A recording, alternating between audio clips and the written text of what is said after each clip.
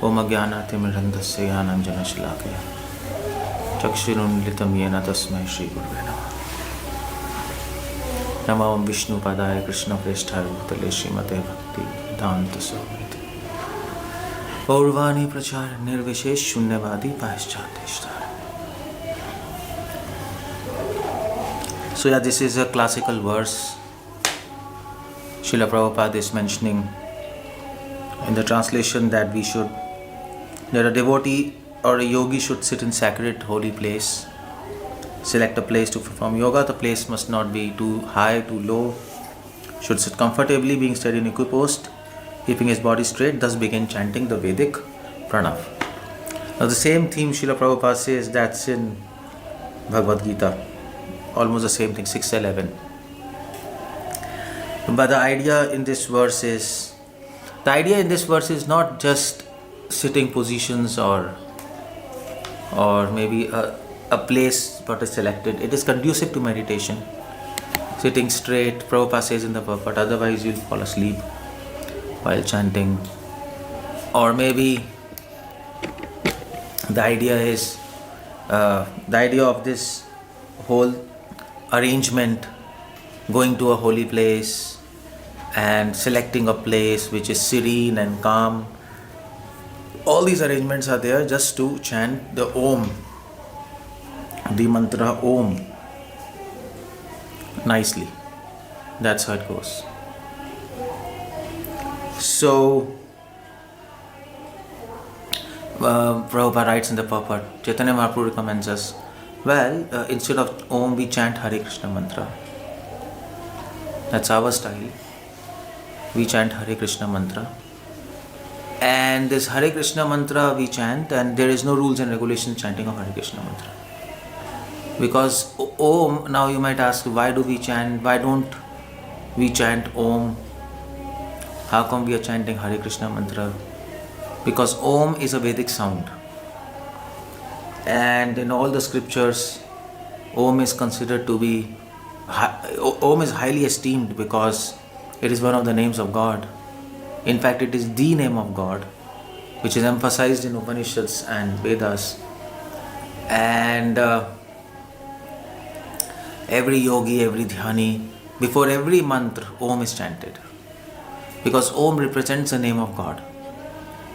Why God is called Om? Because Om, if you expand, it means Otam Protam Iti Om. One who is present everywhere. Not just that, one who is present in every fabric of the universe, in every atom of the universe. Otam Protam. How do I say? So just like we make dough, we add water in the powder, in the flour, and we add water, and then we make dough. So the water becomes intermingled with the flour, and then it becomes a dough. Similarly, God is not just present within the universe, but He is pervading in every fabric, in every atom of the universe. Or in other words, He is universe itself. He is universe. Because without Him, universe doesn't exist. It cannot exist, by the way. It cannot sustain, it cannot manifest. It cannot even end without God. Without Him, nothing happens. And that is why the name of God is Om. Now, there are many names of God in scriptures. Just like Vishnu, or Vishwam, or Paramatma. There are so many names. But why this name Om is chosen? Because all those names have some meaning, and it describes the quality of God.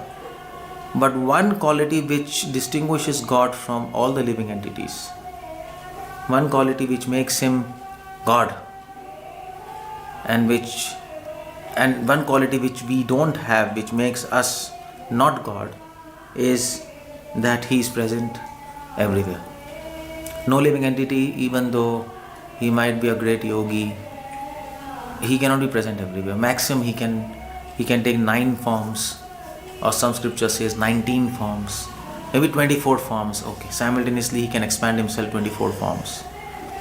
Or maybe Shaubri Muni, when he came to marry in Mathura this king's daughter, I think he took so he took how many forms? 50,000? 50 forms, something like this. So yogis can expand themselves into 51 forms. So yogis can expand in 24, 19, 51, 100, 200, 300. But God, He can expand in infinite number of forms. And not just expand in infinite number of forms, but He is present everywhere. That's the whole idea there. He's present in every atom. He's present in every subatomic particles of the atom. He is actually not just present, He's pervading that atom. Just like water pervades the dough, He pervades the atom. Or just like air, it fills this room. Air is everywhere. There is no place where there is no air. Or maybe space. Space is everywhere. There is no place where there is no space. Similarly, there is no place where there is no God. And that distinguishes a living entity from God. That's one of the main distinguishing factors from God and living entities. And that's why He's called as Om. Now, but we don't chant Om. And that's the whole point. Why? Because to chant Om, you need many rules and regulations. Om is a Vedic pranav. Om is called as pranav, by the way. Pranav means the original sound. The original sound. Before this creation of this universe, there was sound, Om. And from that sound, this whole universe manifested. So that is the original primordial sound. Even today, every atom vibrates this sound, Om. There is a background sound to this universe which is called as Om. So why don't we chant Om? Because Om is a Vedic mantra, Vedic pranav, and it needs rules and regulations and some qualifications. So we can't chant Om. Even if we chant Om, there will be no effect. So that is why scriptures, they say that Om has changed itself into Hare Krishna Mahamantra. So Om has 3 letters, A, U and M. So some people pronounce it as Om. Some people pronounce it as Ayum, Aum, A-U-M. So technically it is pronounced as Aum. People pronounce it Om. Om is not how we pronounce it as Aum. And A-U-M. So Akarana Chote Krishna, A represents Krishna. According to Bhagavad Gita, Krishna says, of all letters I am A. Of all alphabets I am A. U represents Ukarana Shakti. U represents Shakti, that is Radha. Shakti of Krishna is Radha. So U means Urja, U means Shakti. And Ma Karena, Bhakti. And M represents Bhakti. Why? Because M represents Ma means connection. What's that? No. Ma represents Bhakti. Ma represents Bhakti because Ma is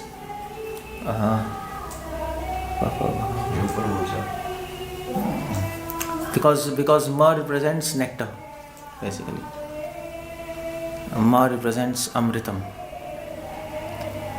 nectar, eternity. And that is Bhakti is eternal. Bhakti is nectar. So that is Ma. So and that is why Om is A-U-M. And that is why we chant Hare Krishna, Krishna Krishna, Hare Hare, Hare Ram, Ram Ram, Hare Hare. A for Krishna, U for Radha, M for Bhakti. which is there in Hare Krishna mantra. So that is why scriptures state that okay, fine, you can't chant Om, fine, you can chant Hare Krishna, no problem. And that is equivalent to Om. Now, we can't chant Om, that's not the point. The point is we are not qualified to chant Om. Only trained people can chant Om, and pure people. If we try to chant Om as a part of sadhana, I mean to say we can chant, so we chant Nama Om Vishnu Padaya, Om Ajnanate Varandasya. Om is there in our mantras also, but that is a part of a mantra, and that is not our sadhana. That is added in the mantra to give due respect to the target we are chanting for, due respect to the person whom we are dedicating this mantra for. Namam Vishnu Padaya Krishna Preshta Bhutale. This mantra is dedicated to Prabhupada. So we chant Om as a Mangalacharan. Mangalacharan means we add Om to this mantra which we are offering to Prabhupada, so that it creates auspiciousness for Prabhupada. That's the whole idea. Auspiciousness for us who is chanting, and for Prabhupada for whom is chanted. So, but that is not part of a sadhana. That is why Om can be added to mantras as Mangalacharanam, but it cannot be chanted as a part of sadhana. That's not correct. And that is why Gayatri mantra, we are not supposed to chant Gayatri mantra as a part of a sadhana until unless you're Brahman initiated, and then you get entrance into Vedic chanting. Otherwise you can't chant, and you're trained also to chant. So, but that's not required even. Hare Krishna mantra, Om is nothing else than Hare Krishna mantra. In fact, Hare Krishna mantra is Om and much more than Om also. So Om is included in Hare Krishna mantra, but Hare Krishna mantra is not included in Om because it is much more than Om.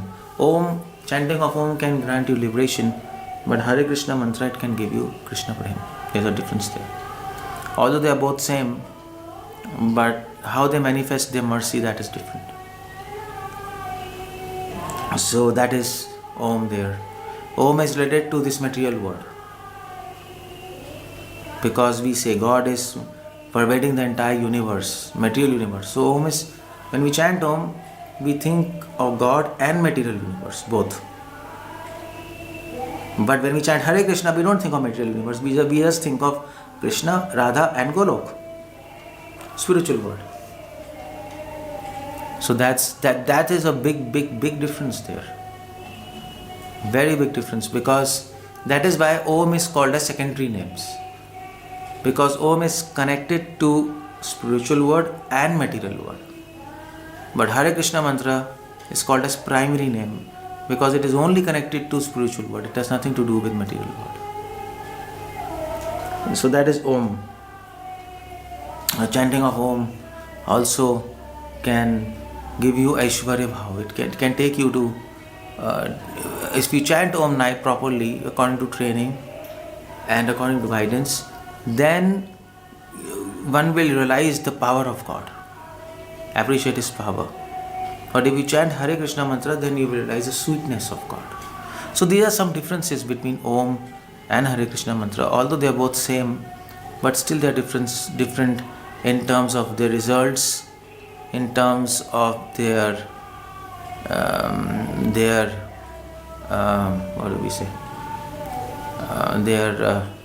chanting, because Om have to be chanted with Anganyas, Karanyas, and then other Vedic procedures has to be done before chanting Om.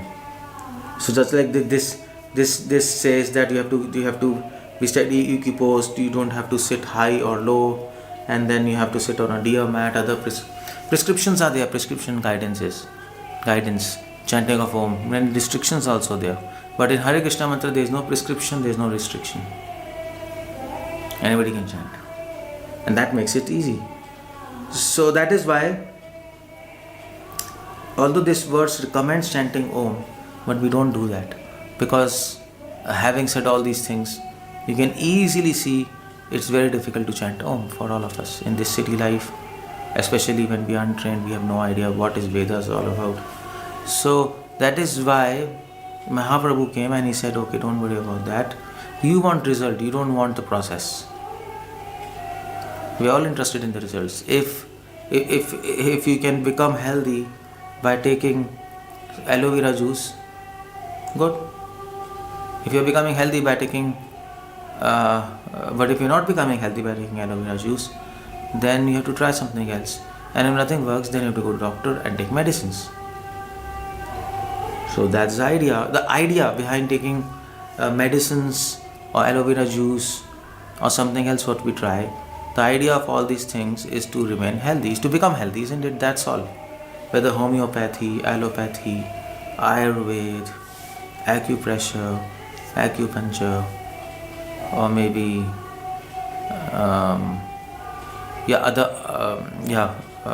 so paramedical procedures.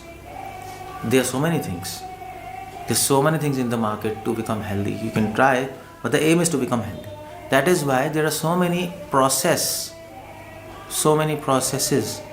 to actually connect with God. One of them is chanting of Om, and this what is explained here. Another of them is chanting Hare Krishna, where it's not necessary to even sit. You can walk, you can not talk, but you can walk. You can walk, you can sit, you can run, you can jump, but you can chant Hare Krishna. There is no restrictions. This is another process of chanting Hare Krishna. You don't need any elaborate procedures, you don't need any elaborate process, you don't need any place, pure place. You can even chant Hare Krishna in your bathroom. Om you can't do. Suchau deshe. There is no restrictions of deshe, place. And so there is. That's why Mahaprabhu says, Khaite shuvite yata tatha nam loik. Whether eating, whether sleeping, whether sitting, running, whether hugging you're hugging something, or maybe you are passing stool, shitting, sitting or shitting, doesn't matter. Absolutely doesn't matter. It doesn't matter. You can chant Hare Krishna mantra. The only thing what matters in chanting Hare Krishna is what they say is your mind, is your attitude. That's all. That's all what matters, is attitude.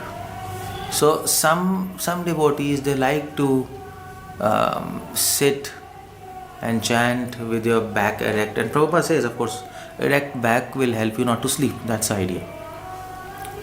But devotees, they make it compulsory for themselves and for others to sit and chant. Okay, but that's not necessary. What is necessary is to fix your mind on God, not to sleep, and be aware what you're doing. That's the whole idea. It's not just concentration, just being aware of what you're doing. There's a difference between concentration. These yogis concentrate on Om. They concentrate Om. They have to concentrate and focus on Agya Chakra. But for us, we don't really concentrate. Although the word concentrate is used, but we don't use the word concentrate. You don't concentrate on your lover. A boyfriend doesn't concentrate on his girlfriend. So my dear boy, what you're doing? Trying to concentrate on my girlfriend. It's crazy, you can't do that. You are aware of your girlfriend. You are aware of your love for the girlfriend. That awareness is there within you. And that's the whole idea there. So when we chant, the only rule is awareness. What kind of awareness? When we're chanting Hare Krishna, we should be aware that God is with me now.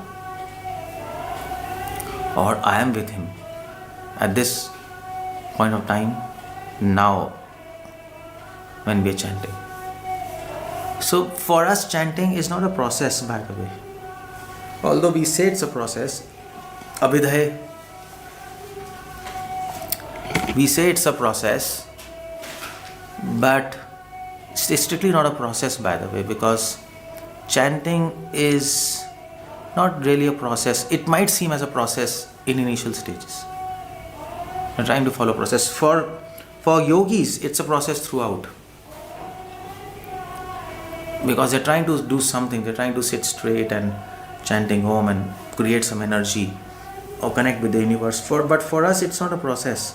For us, although initially it seems as a process, but later you realize it's not a process, it's a part of life. Just like talking to your wife, talking to your children, or for example, maintaining your relationship with your wife. So how do you do that? Well, you can take a course and they'll say, okay, you should talk with your wife very nicely, never contradict her, always say yes to her, for example. That's a course, So they might give you some protocol to maintain good relationship with your wife, with your spouse.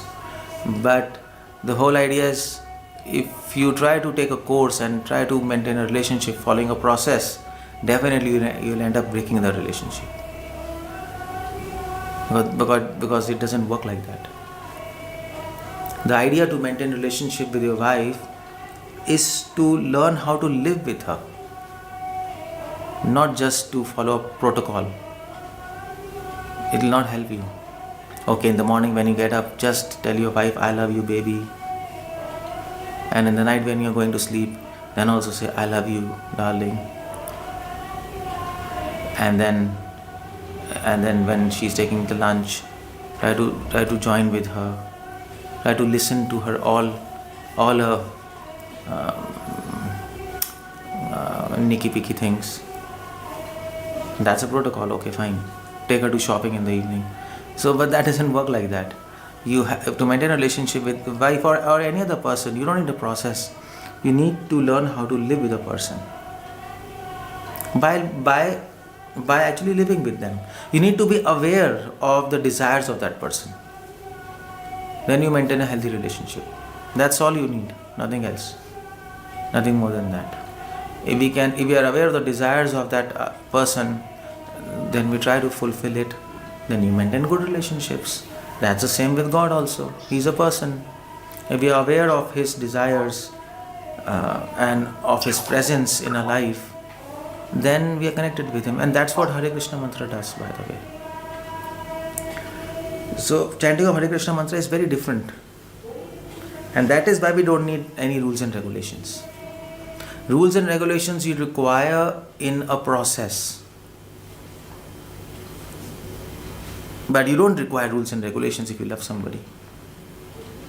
You don't require rules and regulations for brushing or for passing stool. Do you require rules and regulations for passing stool? You have to sit on your whatever, and then there are rules and regulations. Clench your fist like that, clench your teeth, and then sit erect. You don't do that, isn't it? And then do some mudras like this, and then you will pass stool. You can do that. I'm joking. There are. So if you go to Madhva Sampradaya, there are rules and regulations for passing stool. When you're passing stool, you have to speak some mantras. When a stool is about to come, you have to speak some other mantras. And stool is completely out, you have to speak some other mantras. You go crazy.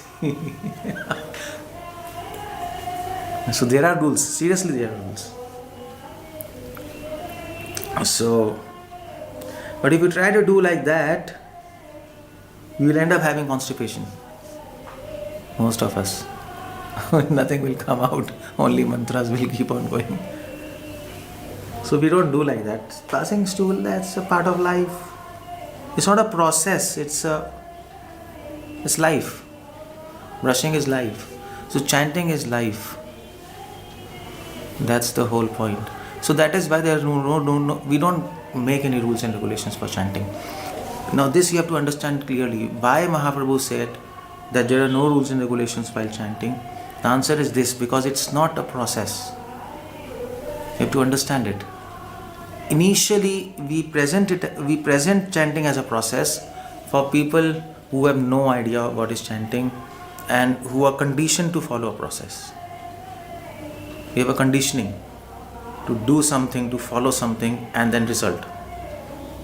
Especially modern youths, this IT people, and isn't it like there has to be something, this equals this plus this equals this. Okay, now it makes sense. Now I'll do this.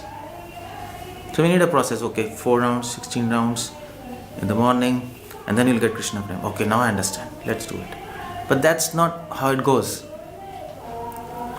So one day you have to understand it's not a process, it's a part of life. It is like a breathing. Breathing is not a process. We breathe to live. So we chant to live spiritually. And that's why nobody makes process for chanting holy names. If you try to make a process for chanting holy names, that is required for new people who are conditioned to follow process and who also require also some process, otherwise they leave everything. But if you try to do it as a process for your whole life, then you will never perfect chanting because then you don't get results. Because then what will happen is, then there can be two major problems. One problem is you'll get false ego.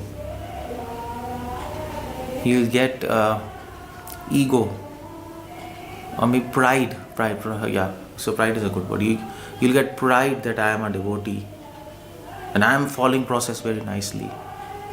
And the other thing will happen, we will start condemning others who are not following the process. So it's a big problem, and we'll become tired and then ultimately frustrated, because any process you follow, you need to put some energy, and you put energy exhausted, you become tired. That's why people sleep while chanting, or they get frustrated. But nobody has ever got frustrated in the entire history of human race, or nobody has become tired in the entire history of universe, and the entire history of universe or human race by breathing. Are you tired of breathing? For 24 hours you are breathing, but we are not tired, and we are not even frustrated. Why? Because we don't spend energy in this. Energy is required, but it's a reflex. It keeps on going. So chanting has to be practiced like that. Otherwise, that's why Mahaprabhu says, Sada Kirtana Hari. You can always chant when you are aware of chanting. Then when you change your consciousness from a process to awareness, then you'll not become tired. In spite of that, you will relish chanting. So that's a major point there. So that is why devotees, okay fine, I'll sit, keep my back straight and chant. Well and good, you can do that, no problem. But you cannot make a rule for everybody like that. Srila Prabhupada used to walk and chant, Bhaktivinoda Thakur used to walk and chant, Bhaktisiddhanta sometimes. They also used to sit, but many times they used to walk and chant. There's no restrictions. We even chant with music, isn't it? Dance and music, that's also chanting, Kirtanam.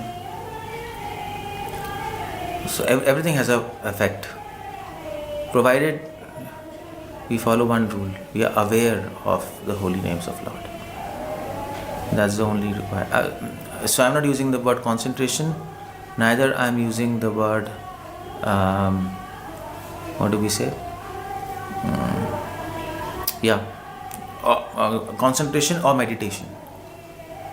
I'm using the word awareness. And that word, awareness, it makes the whole difference. Entire game changes. This word awareness is a game changer. It completely changes the picture of what we are doing. And then it becomes very easy to focus on God and remember Him. Otherwise, whole life you can do nothing. We don't progress much. Whole life you can try to maintain good relationship with your wife, following a process, but nothing will happen. You will end up having divorce and more fights and frustration. It doesn't work like that. And that's the whole thing there. So although Bhagavatam gives this whole process of chanting Om and this and that and that and that, but for Kirtanam no process. Prahlad Maharaj remembering God, Hanuman chanting home names of God. There is no process. Hanuman is even fighting and chanting Ram. He's not sitting always. So the idea is there is no restriction on chanting the holy names. So that's the another downside of making chanting as a process. If you make chanting as a process, then you're putting restriction on chanting the holy names. Should be done in this way, and that's a big problem. Okay, a boy loves a girl, and he should always love the girl by sitting on the floor with back spine straight.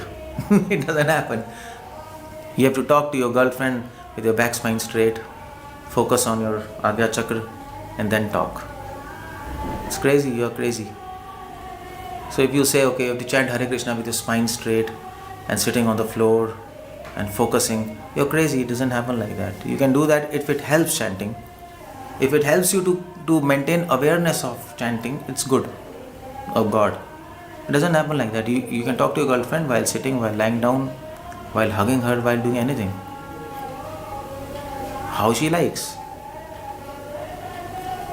But you have to be aware what she wants, what she likes. And then everything is fair, isn't it? Everything is fair in love and war. That's what we say. Everything is fair in love and war. We have her. कोई बात कर रहा है.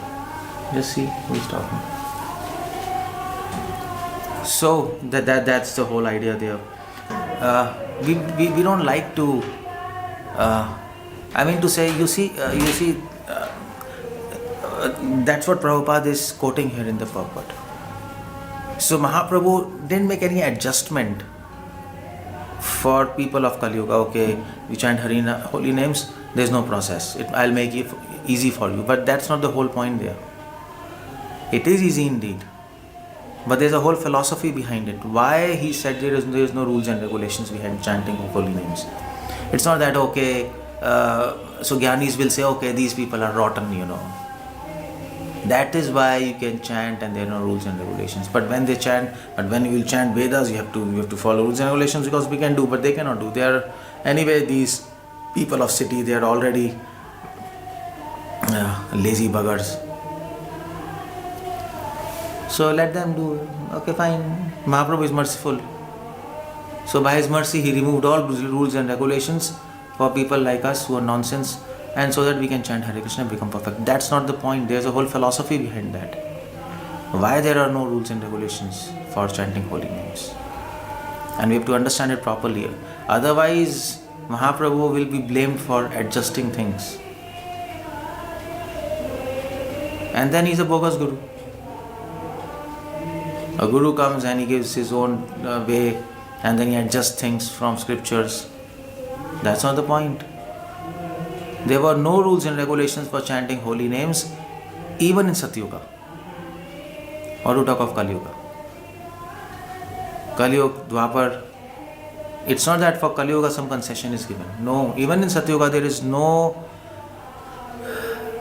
rules and regulations for chanting holy names. It is like that eternally. And I explained to you why it's like that. That is the whole philosophy behind this. Nam namakari bhautani cha sarvasaktis tatrarpita niyamate smarne nakala. That's what Prabhupada quotes here. And that makes chanting of holy names accessible to all, simple, safe, fast, and fast because it's accessible and practical. You can practice 24 hours, and also happy process. It becomes happy. You don't have to do very complicated,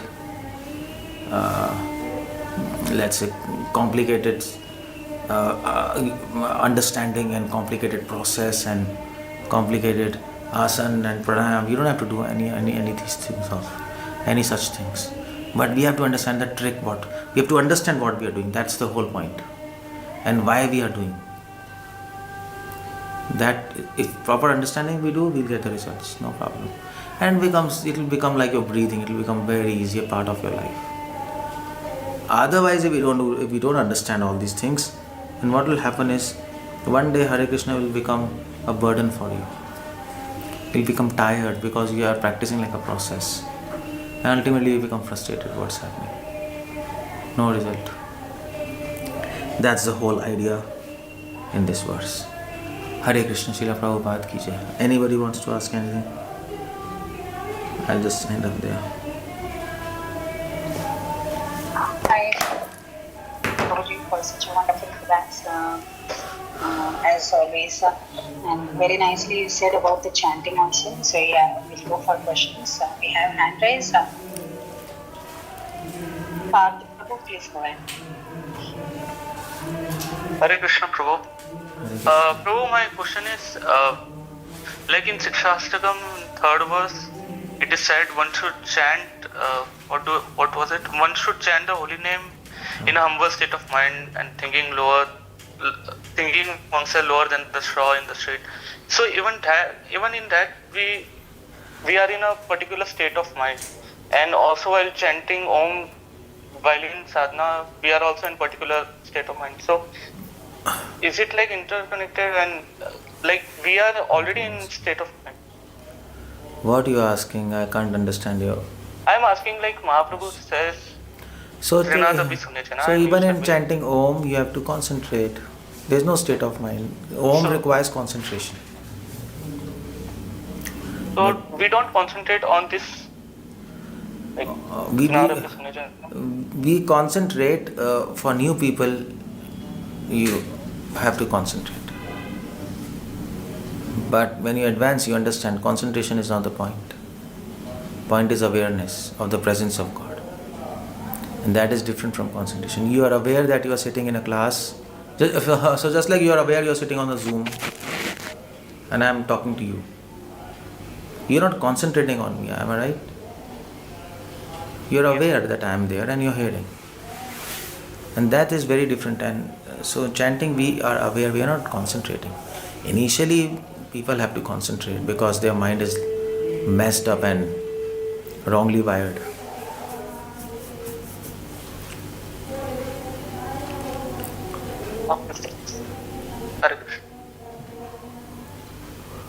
Thank you, Prabhu. Priyanka Nagar Mataji. Yeah, Hare Krishna. Hare Krishna, Prabhuji, thank you very much for nice class. Prabhuji, my question is, once a lecture nowadays, why soul doesn't touch the name? There is a title of the lecture. Why soul doesn't touch you said in that lecture, in Hindi, आत्मा नाम को क्यों छू नहीं पाती है, ऐसा लगता है. अच्छा. Title. So there you said when yeah.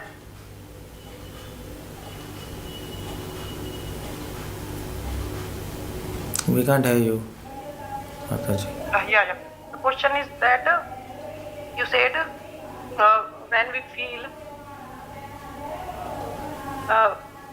when Hari, when soul touch the Hari Naam, first idea comes, not Naam, Roop, Guna, Lila, not that. Yeah. The idea came there. What is the idea? That you are the servant of God. Okay, then you feel sadness, dukh, then tears come. Okay. So and there you said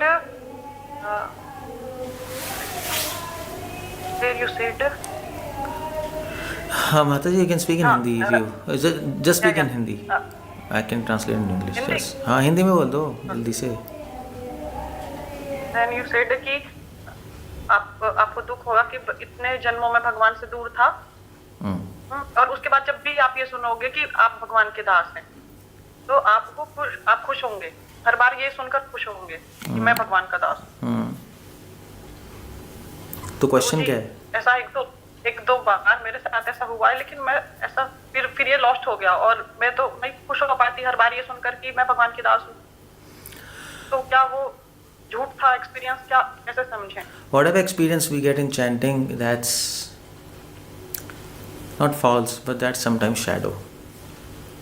You got some reflection and it went away. But we couldn't really catch the substance. It was a shadow. So keep on chanting and experiences will come, and then keep it with yourself safely, and then it will become your own. That's how we understand. And once in your book you said Diksha means Namaruchi. In Guru Call, in Bhakti, you got it from Bhakti Rasamrita Sindhu, Diksha means Namaruchi. Yeah. I asked my friend who are initiated, are you get Namaruchi? They said not yet. When it come? When it will come? Diksha means initiation. In technical word, Diksha means initiation, but real Diksha is Namruchi. So now we are officially initiated, but when your heart is initiated, then you get Namruchi. Now, so there's a difference. When you get initiation, you are officially initiated, but your heart is not initiated. But when you get official initiation and you follow sincerely, dedicatedly, then slowly your heart will get initiated. Tena Brahma Hridaya. Heart, it's a question of heart. And then you will get Namruchi. So you have to follow the process. Time frame I can't tell. Just I explained now, today, when you will understand that chanting is not a process. At that time you get Ruchi. Okay. Thank you very much, Prabhu. Okay.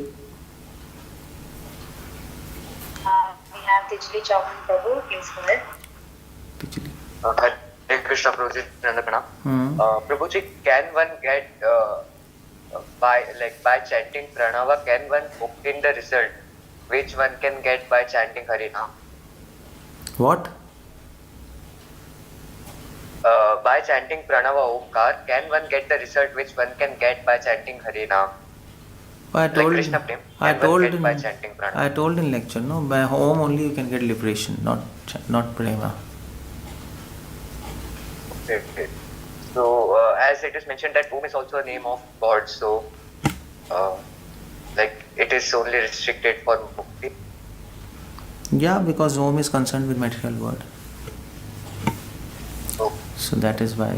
And Prabhuji, in one of your lecture I was hearing today, you had mentioned one thing that we are not supposed to go down to anyone else in front of deities. At the same time, in one of your lecture, you had mentioned that when we are doing Aarti and a devotee arrives and there is no one to receive him, we should leave the Aarti and we should first go and receive the devotee. So, how to reconcile this? There is no need to reconcile.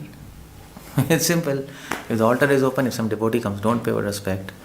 But if you're doing Aarti and some devotee comes, just leave the Aarti and attend the devotee if there is nobody else. But that's a very rare thing, isn't it? It never happens like that. So that's exception. In general case, we don't give respect. That's a two different thing, no? The Aarti and respect. Okay, Prabhuji. And Prabhuji, एक और चीज थी, मैंने आपको एक mail लिखा नहीं, था इसके कुछ, नहीं, you ask related to this this talk question. I'll see your mail. I know that. I'll answer it. Okay, please Prabhuji उसके लिए कुछ. Okay. Hare Krishna, thank you. So then we have Navina Krishna Prabhu. Naveen. Hare Krishna, Prabhuji, Dandat Pranam. Jai Hare Krishna. It was nice lecture. That I was questioning that this topic about the chanting. It's giving me a whole new vision how this is not a process that where we can do it and achieve some kind of a success. And also I'm getting please comment on that Rupa Goswami's verse like Tunde Tandavani Vratim, like how many mouths I should know how much nectar these two syllables Yeah, so of that Krishna. is that will happen when So where where the journey starts from the beginner as a sadhaka, how it goes, like if he not applying as a process. So what is the goal for him? Is it goal for him to, desire millions of mouth and chant the holy name, or how can he reach that goal? No, that doesn't. We can read that verse, but we don't feel that, no. Feeling and reading is different, no. We all read books, but we don't feel them. There's a lot of, there's a sky and the earth, So Tunde Tandavani, this verse is there, but none of us feel. It doesn't come from our soul. So why? Because we are having false ego of the fact that we are doing some process and we'll attain to that stage. If we think like that, then we will never attain that stage. It's never going to happen. So the day we leave this false ego and we start living chanting, then automatically we'll start feeling this verse. It's not, we can't force it. There's no point of forcing it. It will unnecessarily create stress. But we can appreciate it. Just like we are chanting, we are talking about this, and we appreciate Rupa Goswami and his words and his works. That's very nice. But if we have to attain that platform, then you have to, okay, fine, we desire to attain that platform. Desire is there in our heart. But we don't think in our mind that by doing this 1, 2, 3, 4 we can attain that. That will never happen. It's not the mathematics. So we have to desire it, and then we have to also know in our mind that we can attain it. Both things. We desire to go there, but we know we cannot go there by our own efforts. When both things are there, then that platform, then we will not ascend to that platform. That platform will descend on us. It will come to you. You will not go there. So we all think, okay, we have to go. We have to reach Krishna Prem. That will not happen. Krishna Prem will come to you. Once we understand that I cannot attain Krishna Prem, at that point of time, your soul will cry, because you can't attain. Now what to do? Nothing else to be done except crying. I can't do anything. That time Krishna Prem will come to us. These verses will come to your soul. That time you will feel. So this is the key to actually attain Krishna Prem. If you don't understand this, nothing is going to happen. No matter how much we try. The only thing which will happen is you get frustrated and tired, and that's all. And then we'll do politics. That's the thing only left. What else is left to do in life? Politics. That's interesting. So that's. And also that you said that this is not a process. Where sometimes it is my personal life I experience. If I sit straight and chant like all my 16 rounds in one place, and if I sit in a chair where it's like a leaning and chant, but there's a lot of difference in whole day consciousness. Like if I sit on the straight and chant my whole day, I observe my mind. Like it doesn't deviate much. But if I chant without sitting straight, okay, but the whole day consciousness if it properly. See, the point is, like according to your answer. No. The point is, if it helps you do that, but it's not a protocol. Somebody else might be walking and he might be aware of that, but you have to see what exactly is happening with you, because I mean to say, it should not be restricted to only chanting. Right. Or I mean to say, sorry, it should not be restricted to only sitting. You should be able to chant while sitting on chair or maybe mat or walking and talking, and everything should be equally. Everything should be equal. It should not be unequal things. But if it is helping you, you do that. No problem. Everybody is different. No. You see old people, very old people, like 75, 80. They can't sit. They get back pain or knee Correct. pain. So they prefer lying down and chant. And they can chant. I've seen old 75 years old devotee. He used to lie down and chant 64 rounds, not sleep at all. He was having back pain, but he could do that. There was one devotee in Prabhupada's time. He used to stand upside down and chant 64 rounds. Somebody complained to Prabhupada, Prabhupada, he's crazy. But I said, well, if he can chant, that's okay. So there is really no restrictions. So whatever helps you, do that. But don't condemn others. That's the whole thing. Yes.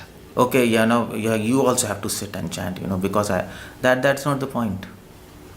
That's not the point at all. That's all. Thank you so much, Prabhu. Hare Krishna. Okay, thank you, Prabhu. So, however and whatever it is, we'll have to chant. That's all. So, Yeah, chanting is the chant. main goal. Chant, Thank you so much. chant with awareness. Chant with awareness of. But one thing, Prabhu, Tell me. chant with awareness. Yeah, I was about to ask about that. So you were saying that we are aware. Okay, I'm chanting. But that concentration, you said initially it will be there, then it will fade away. Like how we were saying like that, I didn't understand.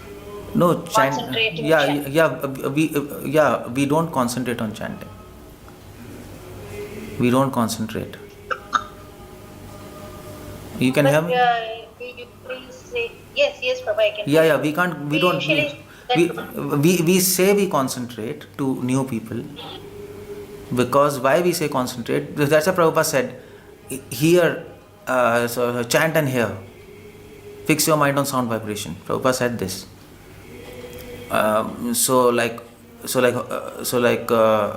So whole life are we supposed to fix our mind on sound vibration? Isn't there something more to it? Yes, Prabhupada said you should chant like a child's cry for the mother. That's also there. So for new people whose mind are like some haywire, okay, concentrate on sound. It will help them to not to to bring their mind back, and not so help them not to fix their mind from wandering here and there. But once that is done to a certain degree, then you have to go to next platform. So then it is said, okay, concentration is not required. You have to be aware that God is present in His holy name. And then real bhakti begins. That personal touch. Concentration is impersonal, no? Concentration on point, concentration on some fire, concentration on sun, concentration on sound. That is basically called as Tratakam. You're not chanting, you're doing Tratakam. You're concentrating. Om. So, but that's required in initial stages. That's not denied. But when you go high, then, okay, tell me, was Chaitanya Mahaprabhu concentrating on holy name, or he was chanting holy name? With love. What he was doing? chanting. Yeah. So if you say Mahaprabhu was concentrating on holy name, it doesn't make any sense. Doesn't make any sense. So we have to come to that platform. That's how it goes. But as you said that as we go on, we'll have to, the next stage comes where we have to imagine that the Lord is there and we can have to chant. No. But Wait. Not imagine. Yeah. Imagination is not wrong. We are in reality, no? You don't have to imagine. When you keep on chanting with this concept, with the reality that God is there, it's not imagination. Imagination is false, no? It is a reality that God is there in His holy name. We have to accept it. With this acceptance that God is there, then things work. Imagination is a wrong word, isn't it? We imagine things which are not there. That's a fact. Gradually we'll start accepting it. Yeah, that's what I meant. Like maybe it takes a long time for this. Of course, it takes long time. But I'll tell you, it can happen quickly if we hear to the right source. If we hear this again and again, it'll happen. But you have to hear this again and again, so that we remember it, and then of course practice is required. You're right. Then Prakash Barman, Prabhu, please go ahead. Hare Krishna, Prabhu. Hare Krishna. Prabhuji, when we say chanting like breathing, so normally I just felt while breathing we are not aware I am breathing, so I do not feel any pressure or tension. So it is just normal. Breathing is just normal because I am not aware. But for chanting, I need to be aware that okay, Krishna is present, Krishna is here. So it puts me more pressure on my mind. So it is like, if I leave that point, it becomes, easily. Then mind runs somewhere. Then I need to again bring back that concept. I need to be aware that chant God. Yeah, initially you have to, but then it'll become natural. Initially everything is difficult, no? Then it'll become natural. But breathing is like normal, right? Not aware. We are not aware, but. So you're breathing since so many lifetimes. That's why you're not aware. But you have started chanting in this lifetime. So some effort is required. If many lifetimes you have been chanting, then it will have become. क्या हो रहा है? Question is, what is most important, reading or chanting? Both are important. Okay, you answer me. You first answer me. Who is more important, your father or mother? Both. So then. Okay, but Prabhuji, I like to read, I like to listen to lectures, but while chanting, my mind goes here and there. I have to concentrate a lot to sit and do. I just finish my chanting, okay, at night I have to finish because just need to set the sadhana chart. So that's why I'm just doing my 16 rounds. But while I'm reading, I'm getting more interest, listening. Okay, also. no problem, but both are important. That's all. Okay. We have to keep on going. Prabhuji. And Prabhuji, one more question. I'm going to deliver a baby next 2 months. So while I'm chanting, so does my baby hear that chanting? Of course, whatever you feel, baby can feel. It's not just hearing what you are chanting. Your all feelings are going to your baby. So your feelings, your thoughts, you speak, everything is going to the baby. And so that is why when a female is pregnant, she generally kept in some isolated environment where there are saints, some pure holy place, so that baby gets that consciousness. And she's not even allowed to eat nonsense food stuff. She has to eat some prasadam so that baby's consciousness is good. Okay, thank you so much. Hare Krishna. Thank you so much.